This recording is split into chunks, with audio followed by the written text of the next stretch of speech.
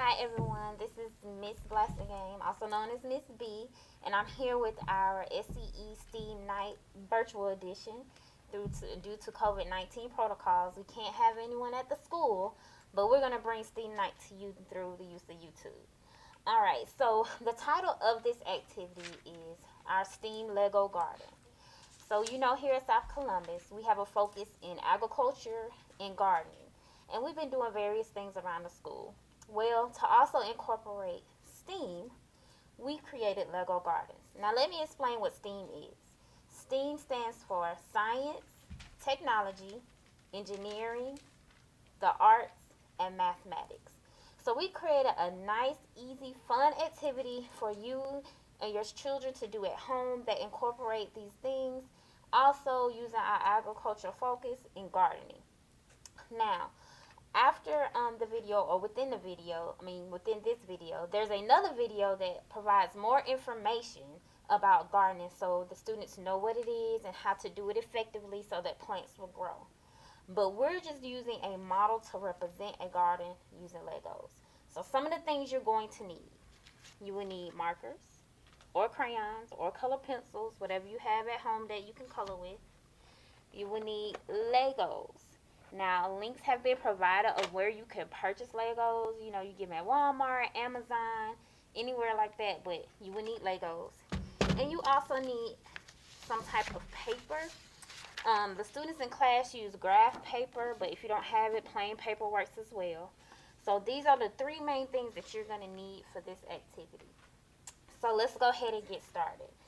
So we know that most gardens are in a shape of either a square or a rectangle. So for students maybe in 3rd grade through 5th grade, I had the students create their rectangle or their square based off of the Lego plate. So here's a smaller plate that I have that you can see, but they come in all sizes as you will see in just a moment. But this is a smaller one. So what I had the students do was to find the area and the perimeter of their plate. Now, again, there will be additional instructions along with this video so you'll know how to do it or to get your students to do it.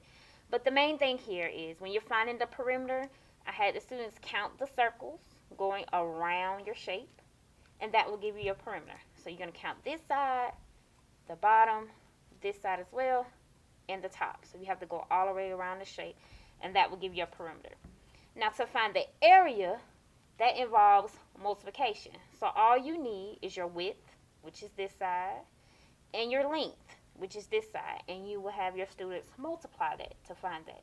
But again, like I said, that is more for your older students, grades 3 through 5. Now, if you have a younger student, you can simply have them identify the shape and draw it, and that's really it. You don't really have to go into that. If you want to have them count, to practice their counting, they can do that as well.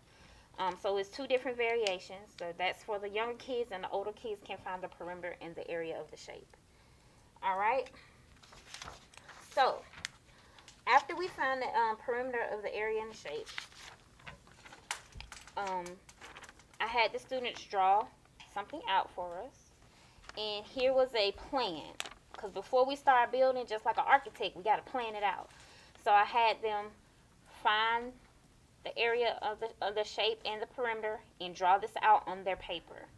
And then they decided what crops they wanted to put in their garden. For example, this is a garden the example I made for them. So in this garden, I had collard greens, tomatoes, and cucumbers. Some of the vegetables I love to eat. And so I marked my collard greens with green, I marked my tomatoes with red, and I marked my cucumbers with yellow. Now, I understand with the Lego pieces, they're going to be all different colors. This is your imagination. You can make it look however you want to look. We just want you to create the model. So after we drew out what we had here, I made my version of what I drew. So here's Miss B's garden. So, as you can see, I had some plants that I could use. These represented my collard greens. I had some little red pieces here, little flowers. I used those to represent my tomatoes. And here I just used the little green bricks and little sprouts on top of it to represent the cucumbers. Okay? And see, like on my paper, this was actually yellow because that's the color marker I had to use. But on here, I use a lighter green. So again, this is your own creation. And to be a little creative, I added a little fence around my garden. I got frogs sitting in here waiting to eat the bugs to keep them away from my vegetables. Okay? So now I have some examples of some of the things that the students did on their own, how they created their garden. The first student that's going to come up and show and explain what he did is Elijah.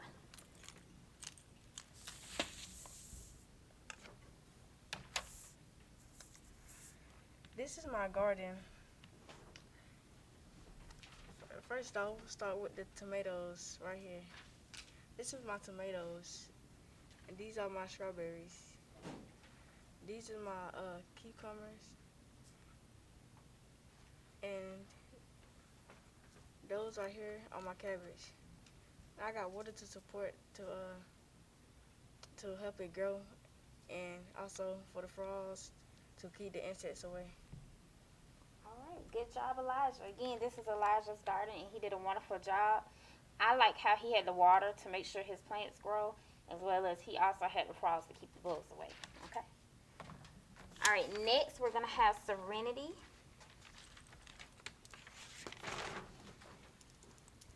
Okay, this is my garden. The green stuff represents my watermelon. The red Lego represents my strawberries. The brown Legos represents the dirt. And this is just like some of the plants that are grown but are not fully grown. The orange represents my yams, and the little bit of gray over here represents my peppers. And I have a door to come in and out of the garden. Awesome, good job. So here's Serenity's garden. And again, as you see, she did hers a little different. She used the actual bricks to represent what each of her plants were. So she had blue bricks, she had green bricks, orange, brown. So again, you don't necessarily have to have plants like this. You could just use it or make your things using the different bricks. Okay, so this is another example and a different way of thinking about doing it. All right, good job, Serenity. And last but not least, we have Dalen. Okay, so these are my tomatoes, these are my flowers, this is broccoli, and this is some cabbage, and I have some water source stocking so the plants can grow, and this is a basket of vegetables. Okay, good job. So Dalen, in his garden, he did use the different plants. He actually used some bushes to represent those vegetables that were growing. He had some decorations. He had a door. He also had a sprinkling system because our plants need water. So he considered that when making his Lego garden, as well as he showed some fruit that's already been harvested. It's already been picked. So he has it right here in a basket. Okay. So again, this was our STEAM Night activity for STEAM Night this year. I hate that we can't all get together, but I would be remiss if I did not provide something for you all to do at home. Again, there will be links at the bottom of the video of where to get all the materials, the Legos that you need, as well as the video, so that we can have information about how to grow a garden. And again, y'all enjoy and have fun. Thank you.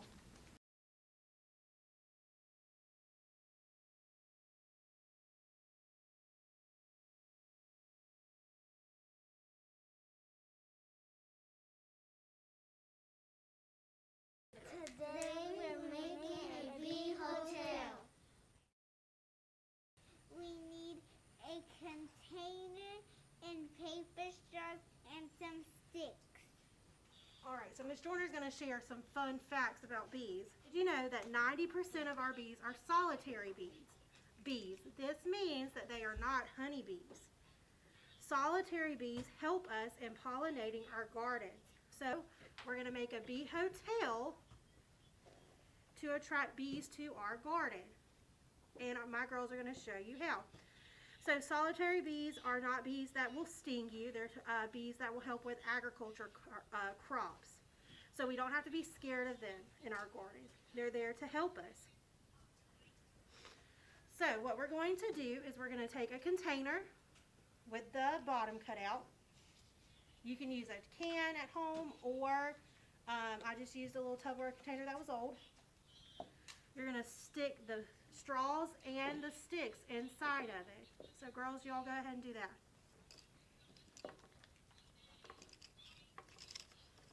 Make sure you're getting some sticks.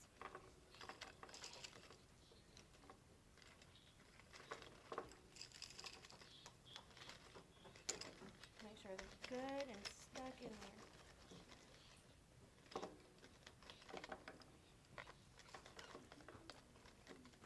Here, Talia, I'll help you.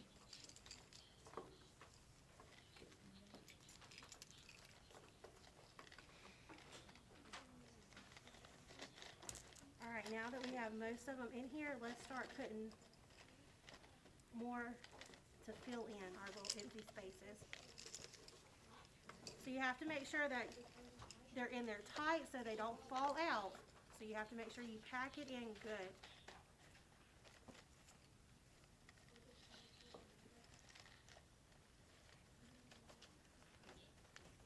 Do one at a time, yeah.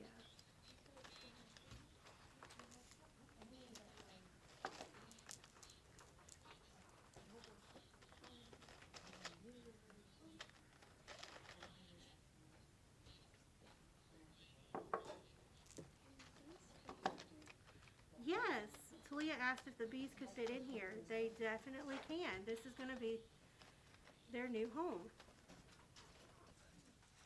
Are they good in their tight?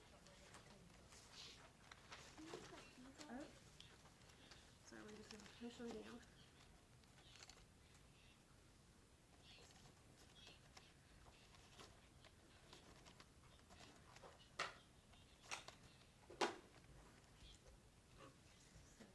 That's what it will look like. And the bees will go in the straws. And that'll be their little hotel. And then you'll take your piece of string, and then what do you do with it? Tie it, hang it up outside. In a tree, right? Yes.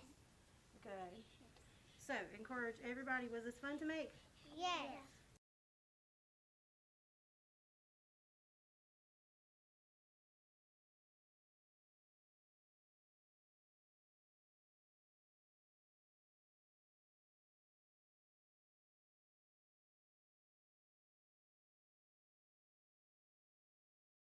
At this station, we will be demonstrating how to start a mini greenhouse.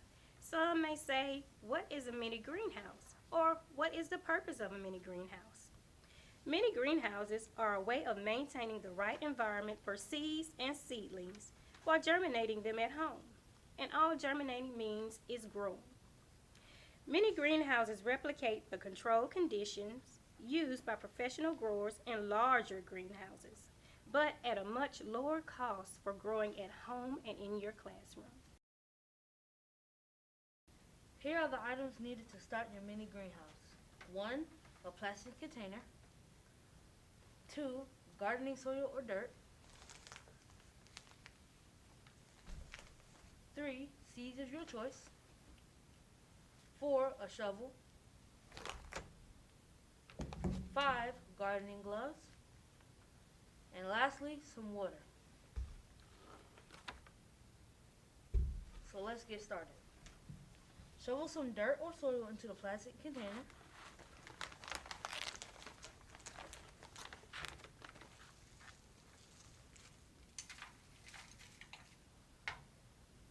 Next, place your seeds according to the instructions on your seed packet.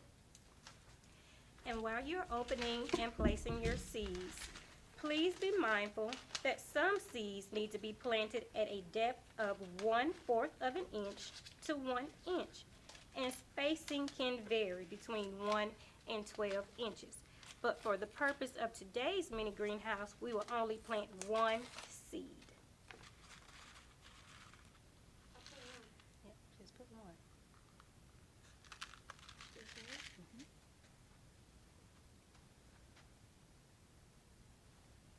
Next, water, but do not overwater. Watering will help the condensation process. Condensation helps to keep the environment inside the greenhouse moist and warm. 2 major requirements for plants to thrive and grow while they're in your mini greenhouse.